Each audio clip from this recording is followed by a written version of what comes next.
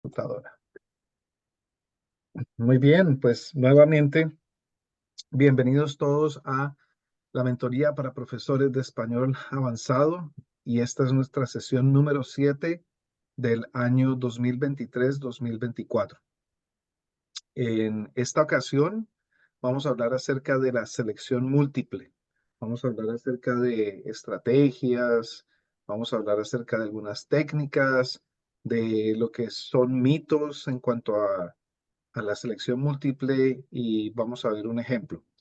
Entonces, hoy es el viernes 12 de enero del 2024 y esta es nuestra primera sesión de este semestre, la primera de 5 o de 6 que vamos a tener. Así que bienvenidos. Así que empezamos con la selección múltiple.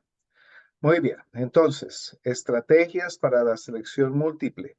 Ahora, para aquellos que no están muy acostumbrados al examen de AP, pues me gusta hacer una introducción en cuanto a qué es una prueba de selección múltiple. Entonces, es una prueba en la que los estudiantes seleccionan una respuesta correcta de entre un conjunto de opciones provistas. Y ah, es importante saber que cada una de estas respuestas potenciales, pues están bien, muy bien pensadas por la gente de College Board. Técnicamente eso se llaman distractores, no respuestas, sino distractores. Y tiene la intención de distraer. Cuando pienso en ello, y ahora con el auge de la inteligencia artificial, muchos profesores están utilizando inteligencia artificial para crear cuestionarios de selección múltiple para que los estudiantes practiquen. Y de hecho, yo lo hice un par de veces, tal vez tres, como para probar cómo salía la cosa. Y en realidad no tiene el estilo ni la profundidad que tiene una selección múltiple de College Board.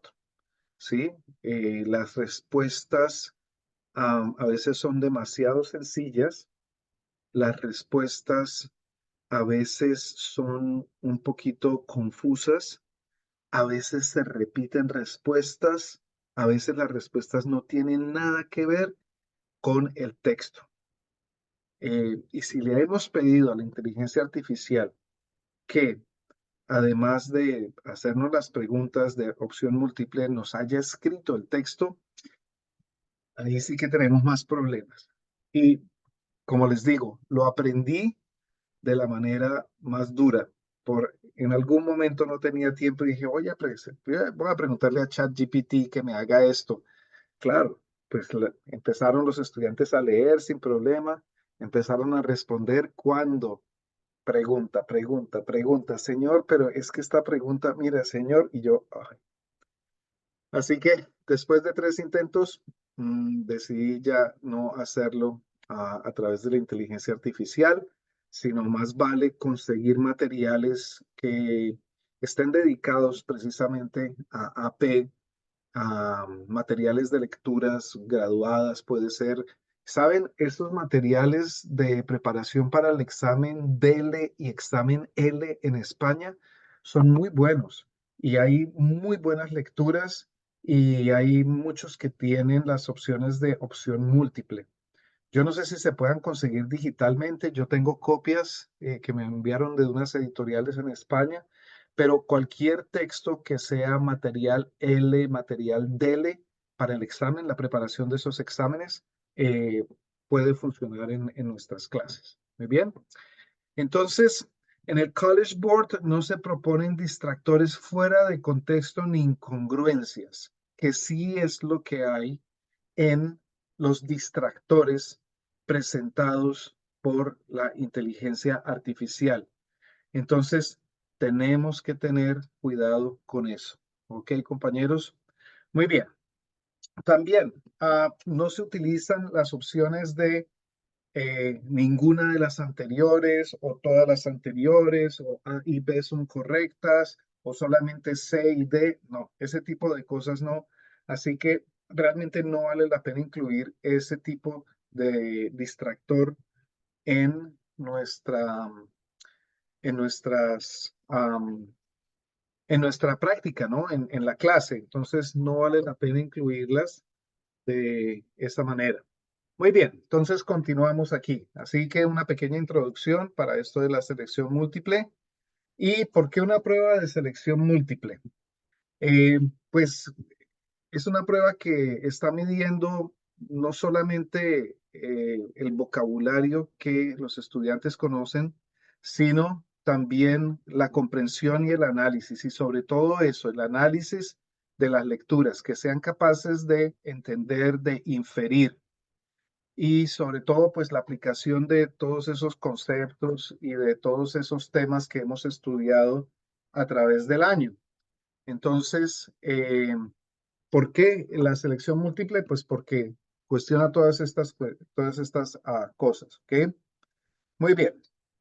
Entonces, las pruebas de selección múltiple son útiles para medir conocimientos memorísticos en cuanto a adquisición de vocabulario, hechos concretos, porque a veces el estudiante se enfrenta a lecturas que podrían de pronto responder sin necesidad de leer, porque son hechos muy pegados a la realidad, ¿no? Por ejemplo, si están hablando de una ciudad en España que de pronto ellos ya se hayan enterado acerca de esa ciudad por otros medios, pues son hechos bastante concretos y tenemos que ayudar a que nuestros estudiantes entiendan que sí hay preguntas que de pronto ellos pueden responder sin necesidad de estar pegándose al texto, porque son preguntas muy abiertas y específicas sobre algunos temas. ¿Ok? Identificar relaciones de causa-efecto, distinguir hechos de opiniones y diagnosticar los conocimientos específicos que tienen nuestros estudiantes sobre esos temas, además de la interpretación. Algunas cosas importantes sobre la selección múltiple son que equivalen al 50% del examen. Y eso es algo o muy bueno o muy malo, porque si nuestros estudiantes han tenido la práctica para sentirse confiados en esta sección, pues que esto sea el 50% del examen es maravilloso. Pero si los estudiantes no se sienten ah, realmente confiados, pues va a afectar gravemente su puntaje final.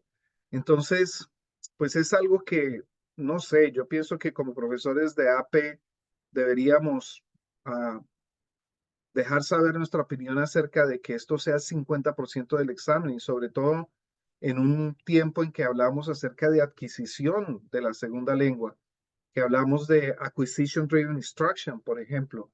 La selección múltiple realmente no conlleva eso.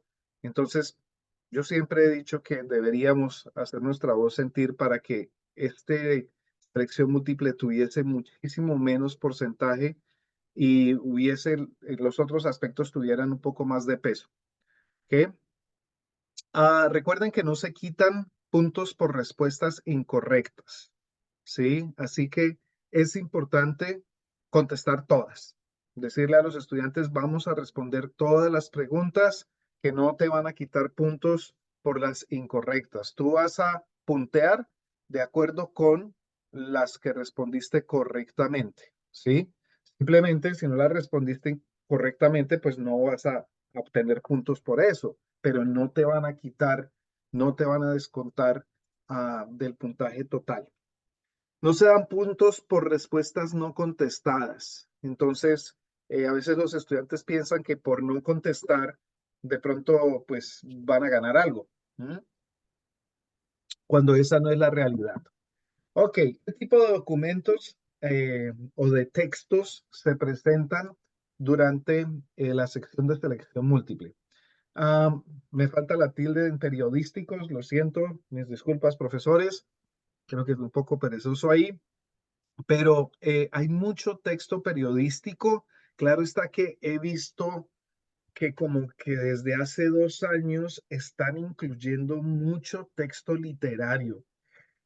Y esos textos literarios pueden ser un poquito complicados, especialmente si nos ponen cosas de Jorge Luis Borges, de Julio Cortázar. Ahí ya hay otra cosa porque nuestros estudiantes están tan acostumbrados a leer de una manera tan rígida y normativa y organizada que cuando se les presenta literatura para interpretación les cuesta un poco. Ellos son muy buenos para sacar información si están entendiendo lo que están leyendo.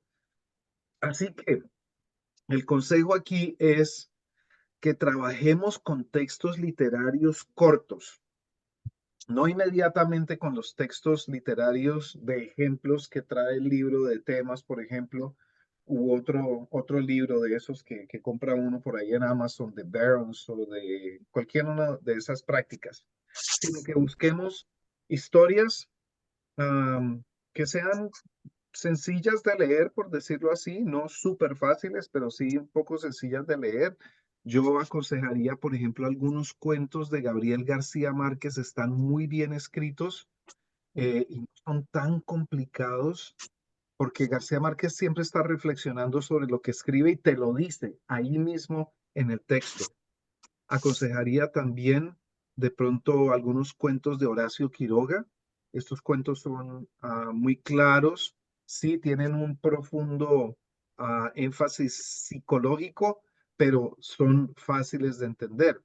Aconsejaría también cuentos por Juan Rulfo en México. Entonces, miren, ahí tenemos Colombia, García Márquez, tenemos Horacio Quiroga, Uruguay, Argentina, que es Salto, que es la frontera, y tenemos am, el de Juan Rulfo, que son cuentos mexicanos, ¿no?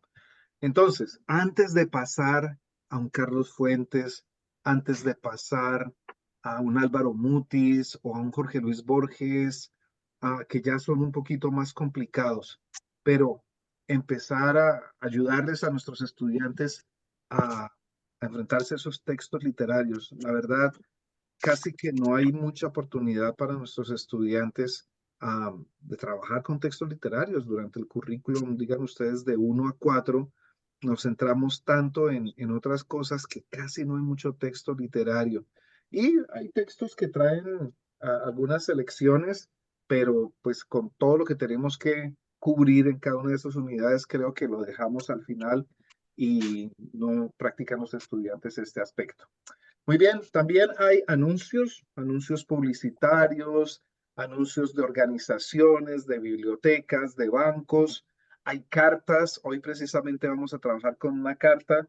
Lo bueno de la carta es que nos sirve, cuando trabajamos con cartas, también nos sirve para trabajar el aspecto del email reply y mapas. Entonces, lo gráfico, ¿no? No solamente lo escrito. Entonces, estos son tipos de documentos presentados en la selección múltiple. La invitación y la razón por la cual los presento aquí es para que consigamos otros tipos de textos periodísticos, literarios, publicidad, cartas o mapas que no son precisamente los que se trabajan para practicar en los libros de texto de AP, sino que poco a poco nos ayudan a que el estudiante empiece a sentirse más confiado en el análisis y en la respuesta de la selección múltiple que les presentamos. Es increíble ver cómo cuando empiezas a trabajar así, eh, el estudiante realmente sabe y empieza a definir cómo se trabaja esto de la selección múltiple. Muy bien, entonces, posibles preguntas. Am, Posibles preguntas en los distractores. Entonces, esos distractores pueden referirse a ideas principales en el texto. Así que vale la pena que nosotros trabajemos pequeños párrafos con nuestros estudiantes de diferentes temas y ayudar y practicar con ellos cuál es la idea principal de cada uno de esos párrafos. ¿Dónde encontramos la idea principal y por qué es la idea principal y qué cosas apoyan a esa idea principal? Antes de darles todo el texto y decirles cuál es la idea principal de este texto, sino trabajar por párrafos de diferentes temas. Posibles preguntas en los distractores sobre materiales de apoyo presentados en el texto. Entonces, ¿qué justificaciones se presentan en el texto que nos ayudan a entender mejor la pregunta. Bien. También significado de palabras usadas en el texto a través del contexto. No les van a preguntar cuál es la definición de la palabra sombrero, ¿sí? Sino que a través de contexto, el estudiante debe demostrar que ha entendido lo que está leyendo. Muy bien, sobre la voz, punto de vista u opinión del autor. A veces les cuesta a nuestros estudiantes saber quién es el que habla, cuál es la voz, ¿sí? Como en la poesía, voz poética versus voz del autor. Entonces, no siempre es la voz del que escribe, ¿no? Y especialmente en el texto literario. Entonces, hacer actividades en las que vamos a identificar primero la voz, hacer actividades en que identifiquemos cuál es la opinión del autor frente a este tema en general, ¿sí? Am, Así que estas son preguntas que son posibles en esos distractores. Y también pueden haber distractores que se relacionan con la audiencia objetivo, es decir, para quién está escrito esto y por qué está escrito esto para ese público en particular. Muy bien. Especialmente con la parte de los gráficos y de la publicidad, se pregunta mucho acerca de la audiencia. Y para cerrar aquí, alguna información cultural relevante. Ah, o sea, son cosas en las que, estas cosas en que nuestros estudiantes tienen que centrar su atención. Muy bien. Algunas maneras de prepararse. Entonces, el gran reto que tenemos es la gran variedad de temas que existen. Estaba mirando ahorita yo el librito de AP de práctica de temas y wow, es que es increíble la cantidad de diversos temas que recogen estas lecturas. Por eso, otra vez es importante leer todo tipo de textos en cuanto a su género, pero también eh, permitir a nuestros estudiantes que por lo menos una vez cada clase, unos 5 minutos, 10 minutos, vean un video en YouTube sobre todos esos temas que podrían salir en la sección de selección múltiple.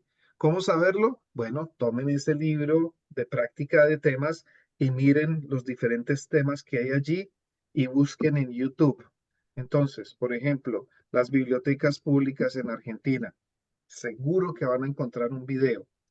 eh, los estudiantes a través de la experiencia de ver el video en YouTube con todos estos temas van a poder relacionar cuando estén leyendo. Entonces se van a sentir mucho más cómodos. Yo permito que veamos por lo menos un video cada clase de por lo menos unos 5 o 6 minutos y ellos ya saben. Si pudiera hacer una guía con algunas preguntas, pues mejor, pero si quieren solamente ver el video y después hablar sobre ese tema, bien, vale también. Antes hablar de diferentes formas y no siempre presentar esos temas a través de texto escrito porque eso agota a cualquiera. Escuchar podcasts variados, ¿no? Entonces, hacer una lista de podcasts de diferentes temas y que los estudiantes también tengan la oportunidad de escuchar.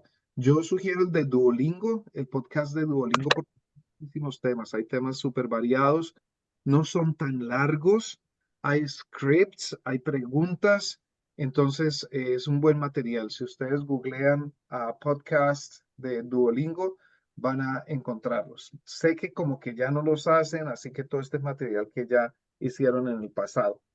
Y bueno, y ver las películas en español, ¿no? Pero ver películas que sean significativas, películas que nos permitan hablar o en profundidad acerca de uno de los temas AP o hablar de diversos temas. Pero no ver una película en español solo porque es en español. Entonces yo siempre le tomo el pelo a mis estudiantes acerca de la película. ¿Cuál es cómo se me olvidó el nombre de la película? Esto es de, a ver si alguien se acuerda, es la de un luchador. eh, en México que trabaja en un convento y se convierte en luchador para conseguir dinero para las monjas. ¿Cómo es que se llama? Taco Nacho libre. Libre. Eso, Nacho Libre.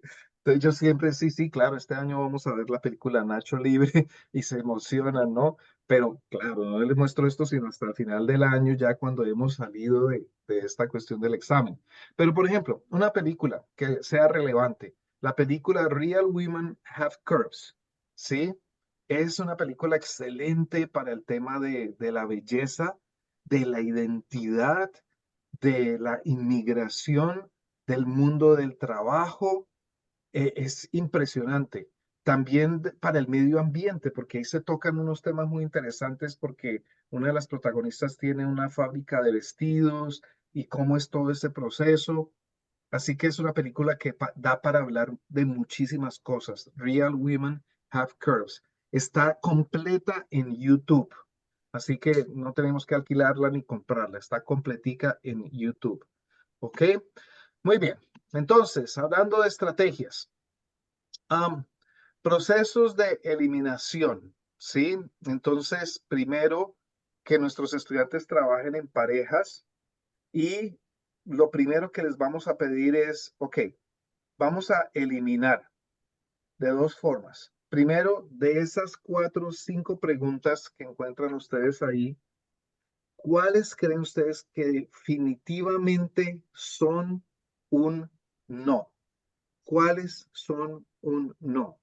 Sí, o sea, y siempre hay unas preguntas que obviamente nos dicen que no son, que no corresponden. Entonces, primero vamos a enfocarnos en eso. Para cada una de las preguntas, primero vamos a seleccionar en parejas las que son no.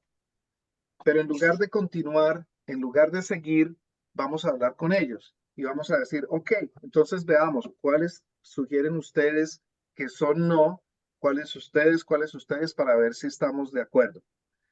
Y una vez hagamos esa ronda, entonces después les vamos a pedir que vamos a hacer cuáles son tal vez. Escojamos una o dos que sean tal vez las respuestas según ustedes. Pero entonces vamos así poco a poco. En lugar de darles la lectura, darles el cuestionario y tienen 5 minutos para resolverlo y después vamos a ver las respuestas correctas. No, porque ahí perdemos por lo menos la mitad nuestro público. Así que es importante, así, un proceso de eliminación muy estructurado, en donde primero hablamos de los no y después hablamos de los tal vez. ¿Ok? Ahora, otra técnica o estrategia es eliminar dos inmediatamente. ¿Sí? O sea, ¿cuáles son dos que realmente no, eh, no están tan cerca a tener la respuesta, ¿verdad? Otra estrategia es hacer un pequeño resumen al margen de cada uno de los párrafos, pedirles que lo escriban para que así ellos se ubiquen más rápido y con el tiempo eso lo podrán hacer mentalmente en el momento en que estén leyendo. Y el audio, recuerden que hay fuentes en audio que se escuchan 2 veces, entonces pedirles que escuchen atentamente y que tomen notas sobre esos audios y que escriban lo que recuerdan después de escuchar los audios, porque no lo van a escuchar de pronto mientras están respondiendo. Entonces es importante escribir lo que recuerdan. ¿Bien? Muy bien. Entonces, tipos de preguntas. Tipos de preguntas como, ¿cuál es el propósito del artículo? Ah, ¿qué técnica usa el autor del artículo para comunicarse? ¿Mm? ¿A qué se refiere la frase y traen una frase del texto? Muy bien. Entonces, estas son preguntas muy comunes. Ok. Preparando a nuestros estudiantes. Entonces, algunas formas de preparar a nuestros estudiantes para la selección múltiple.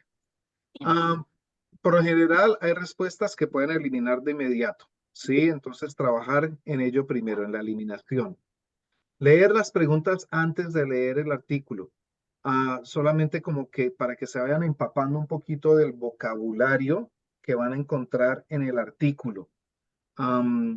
A veces leer el artículo e ir a la respuesta a las preguntas puede ser un poquito demasiado para los estudiantes, pero si ellos ven las preguntas y las entienden, después no es que vayan a encontrar la respuesta exactamente como está escrita en la pregunta, pero es una buena estrategia leer esas preguntas antes de leer el artículo. Leer el título de la selección, la información proporcionada. Muchas veces los estudiantes no leen el título, muchas veces no leen las instrucciones antes del cuerpo del artículo. ¿Por qué no tratar de, de adivinar de qué se va a tratar ese artículo a través de la lectura del título de la selección? Y muchas veces el título o los subtítulos nos ayudan a ubicarnos en cuanto a cuál es el punto de vista del autor. En grupos de 3 y con tiempo limitado para leer la selección nuevamente, encontrar la respuesta correcta y resaltar la evidencia en el texto. Entonces, siempre trabajar con otro estudiante es clave cuando estamos eh, nosotros practicando la selección múltiple, especialmente al comienzo, ¿no? Es decir, no sé cuándo empiecen ustedes con esto de la selección múltiple. Yo por lo general empiezo primero con email reply porque es el más fácil. Después sigo con ensayo argumentativo y eso el primer semestre. El segundo semestre lo dejo para multiple choice, conversación simulada y comparación cultural. Así que siempre trato de trabajar en grupos. Am, es una clase, ¿no? Entonces, a veces pues no tiene mucho sentido que los estudiantes trabajen individualmente en una clase. Tenemos que maximizar eh, la oportunidad de que están con otros estudiantes y sobre todo cuando trabajamos con adolescentes porque se pueden frustrar muy fácilmente. ¿Ok? Muy bien. La introducción a menudo tiene una pista, una aclaración sobre la típica pregunta, ¿cuál es el propósito de la lectura? Entonces, poner atención a esa introducción del artículo. Dar las respuestas primero y pedir que demuestre por qué son correctas. Es decir, vamos a ver cuáles finalmente, después de esos procesos de eliminación, cuáles escogimos como correctas y por qué creen ustedes que es correcta. Esa discusión es supremamente importante y a los que utilicen el libro de el workbook de temas, en las respuestas, ahí viene la justificación de cada una, por qué estas no son las correctas y por qué esta sí es la correcta. Vale la pena compartir eso con los estudiantes eh, para que ellos como que vayan teniendo una idea de cómo se trabaja esto. Am, también otra técnica es pedirles que marquen donde encuentren la respuesta y am, que trabajen a través de la evidencia cuando traten de justificar por qué escogieron esta o por qué escogieron la otra. Lo importante de esta actividad es que si están equivocados, al señalar ellos una parte especial del texto, es más fácil para nosotros decirles, pero es que mira, aquí en esta parte dice que no, y en la pregunta es afirmativa, ¿sí? O aquí en esta parte se están refiriendo a esto en concreto. Entonces, eso le permite al estudiante como ubicarse y organizarse mentalmente más rápido. Muy bien. Entonces, la discusión entre los estudiantes acerca de la selección de la respuesta correcta es importante. Dejar que trabajen en grupos y que entre ellos discutan por qué sí, por qué no, en lugar de siempre nosotros darles a ellos las respuestas o simplemente la letra de la respuesta correcta. Dejar que entre ellos hablen y lleguen a una justificación específica. Muy bien. No perder el tiempo con preguntas difíciles, responder con una letra aleatoria de elección, marcarle, volver a ella al final si tiene tiempo. Es decir, si hay una de esas preguntas que el estudiante realmente no entiende, que siga adelante, pero que la marque, ¿no? Que la marque para que al final vuelva sobre esa pregunta. Puede ser que más adelante haya algunas claves que le ayuden a entender esa pregunta que no entendió. Digamos que no entendió la pregunta 3, pero resulta que la 7 y la 8 le están dando luces sobre la 3. Entonces, puede hacer que tenga éxito. Mitos y leyendas acerca de la selección múltiple. Dicen que si no tienes la mejor idea, escoge siempre la opción C. Mito y leyenda, mito y leyenda. No, la opción C, yo no sé dónde salió eso, pero no es cierto. Fíjate si alguna de las palabras de la respuesta se repite en la pregunta. Entonces los estudiantes gastan tanto tiempo cotejando, mirando que ese pedacito en la pregunta, a ver dónde encuentran ese pedacito en el texto. Y como son distractores y son distractores hechos por gente profesional de College Board, pues puede hacer que la encuentren, pero seguro que no tiene que ver nada con la respuesta correcta. Entonces, si van a tratar de buscar ese texto en la lectura, es para que sepan que esa no es la respuesta. Esa no va a ser nunca la respuesta. Si una de las respuestas es notablemente más larga, seguramente esa es la opción correcta. Los estudiantes piensan que porque la respuesta es más larga, el distractor es más largo, entonces esa debe ser la respuesta correcta. Bueno, es un distractor. Entonces, esa técnica de escribir respuestas más largas, seguramente y en la mayoría de ocasiones es la respuesta incorrecta. Pero todos estos son mitos y leyendas que escucha uno a través de los años. Si varias de las respuestas significan la misma cosa con diferentes palabras, no son las opciones correctas. Es decir, te están diciendo lo mismo dos o tres veces, pero arreglado de una manera diferente. Eso es señal de que ninguna de estas dos es la respuesta correcta. ¿Ok? Una respuesta positiva generalmente es mejor que una respuesta negativa. Los estudiantes piensan que las respuestas correctas siempre están redactadas de manera positiva. No, pueden estar redactadas también de manera negativa, así que no escoger la positiva. Muy bien, veamos el tiempo. Son las 7:10. Ok. Entonces, aquí hay un ejemplo, ¿no? Que tomé de el librito negro de Vista Higher Learning de temas. Ya sé que lo cambiaron por ahora, creo que es anaranjado el nuevo. Tiene más contenido, han cambiado muchísimas cosas para bien, pero bueno, este ejemplo es del librito negro, ¿sí? Y es una carta. Entonces, estimado Fernando, ya se dio cuenta el estudiante de que es una carta. Vamos a ir a las preguntas. Entonces, según la carta, ¿cuál de las siguientes afirmaciones describe mejor la relación entre Celia y Fernando? ¿Son novios? ¿Son amigos pero no se ven muy a menudo? ¿Son amigos muy cercanos? ¿Son amigos recientes? Ok. ¿Con qué propósito le cuenta Celia una anécdota a Fernando en la carta? Para retomar la conversación, para cambiar el tema de la conversación, para concluir la conversación, para despedirse de él. Miren, aquí, por ejemplo, para concluir la conversación y para despedirse de él, es casi que la misma idea. Tú concluyes una conversación cuando te vas a ir y tú te despides cuando te vas. Aquí ya hay dos que se pueden eliminar inmediatamente sin ni siquiera haber leído el texto.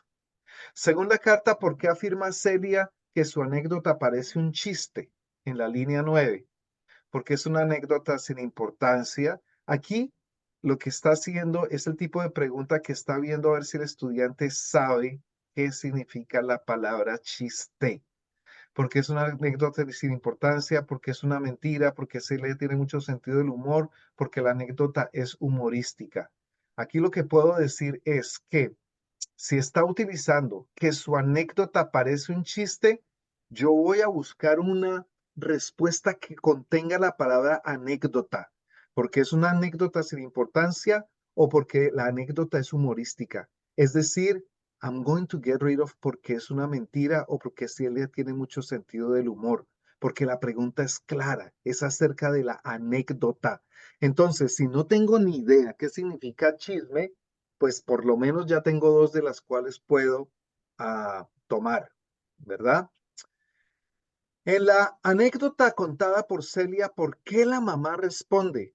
como nos comunicamos de bien por la red, querida hija. Líneas 12 y 13. Aquí se está refiriendo al contexto. Aquí tenemos que ver antes qué tipo de conversaciones tienen la mamá y la hija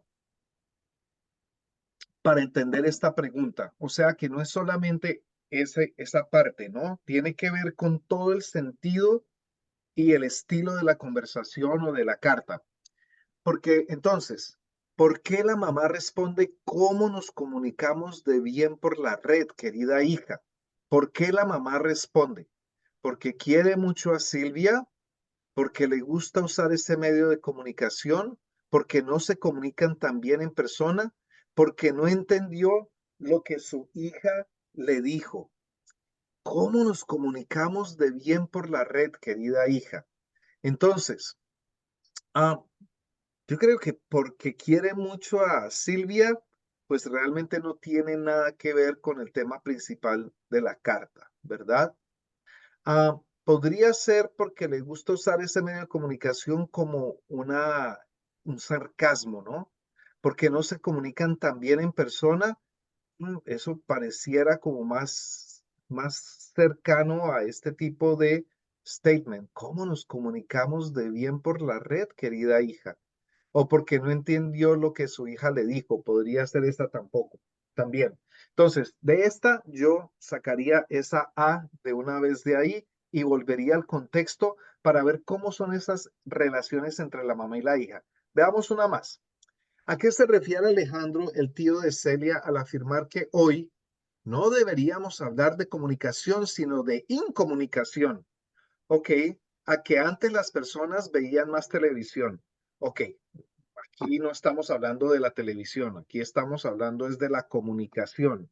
Y sí, estamos hablando acerca de cómo se comunica en un momento determinado. Muy bien, a que antes las personas se comunicaban mejor. Ok, miren qué dijo el tío nuevamente. No deberíamos hablar de comunicación, sino de incomunicación. Y ahora, a que antes las personas se comunicaban mejor. Puede ser, puede ser, ¿verdad? Cabría ahí esa respuesta. A que antes las personas tenían más medios de comunicación. Podría ser. A que antes las personas no podían comunicarse. No, porque dice no deberíamos hablar de comunicación, sino de incomunicación. O sea que había cierto tipo de comunicación. Allá podríamos sacar la A y la D. Entonces, al final, lo que quiero decir aquí es que hay una lógica. Hay una lógica en estas preguntas y estábamos tratando de resolver estas preguntas sin ni siquiera leer el texto.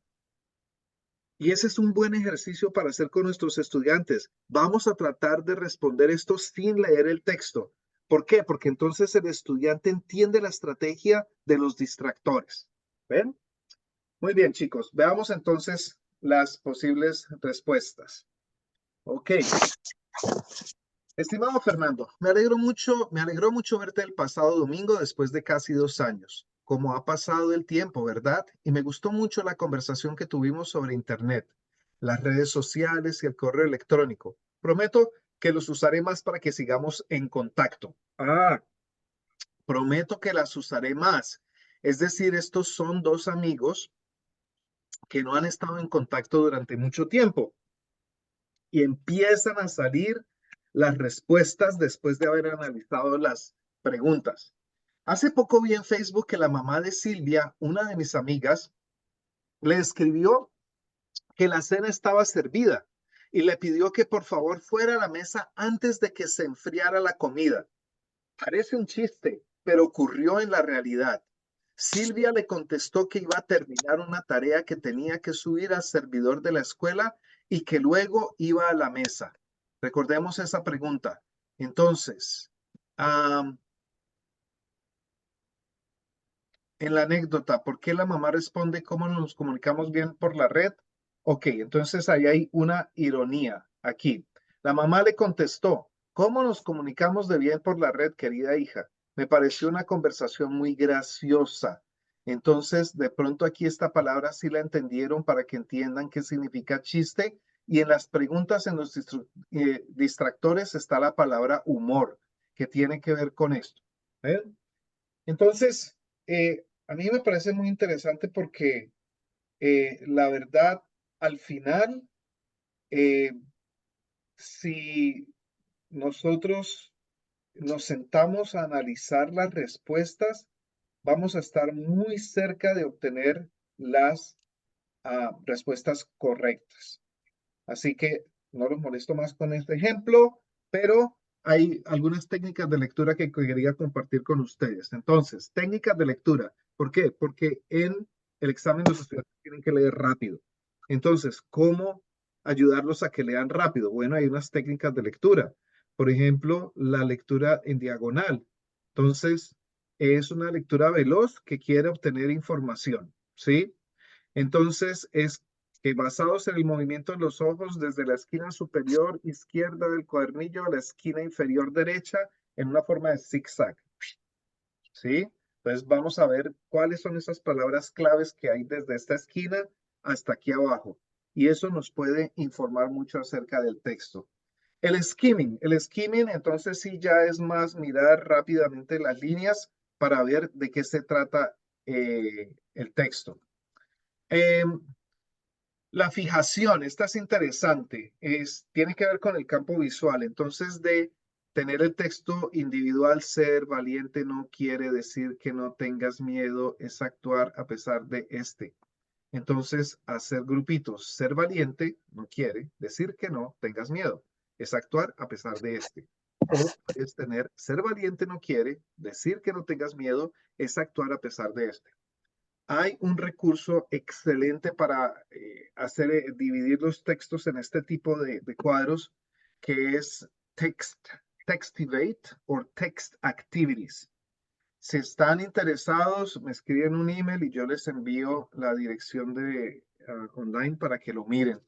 Y tiene este tipo de trabajo que ayuda muchísimo a que los estudiantes puedan leer y entender más rápido de lo que hacemos normalmente. Igual aquí, ¿no? Entonces, te has preguntado alguna vez, cuál es el secreto? Visualmente, cuando tú lees así, te estás concentrando más.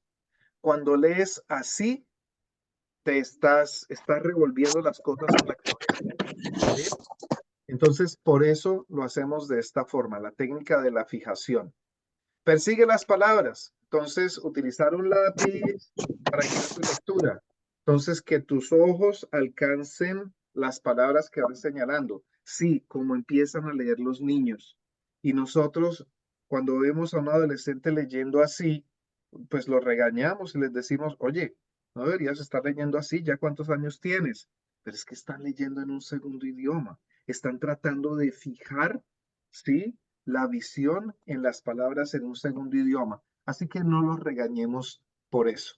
También presentar los textos en columnas es otra muy buena estrategia para que ellos mejoren la velocidad de lectura. ¿Ven?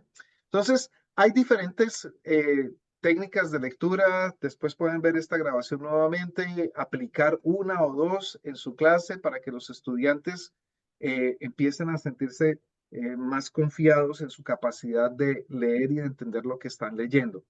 Ejercicios de comprensión rápida, que tienes una palabra, por ejemplo, esas palabras azules de temas, los gurises, por ejemplo, y les das 10 opciones y hazlo como una competencia, puede ser individual o puede ser en grupos, para que ellos en un tiempo rápido reconozcan cuál es la palabra que es sinónimo de esa palabra que les estás dando. Este juego de pasapalabras en España es buenísimo para esto también. Bueno, queridos amigos, en este momento son las 7:22. No quiero tomar más tiempo. Muchísimas gracias. Espero que esta sesión haya sido de su interés y que haya sido útil. Y estaré compartiendo la grabación de este webinario muy pronto. Así que quería preguntar si alguien de pronto tenía por ahí alguna pregunta.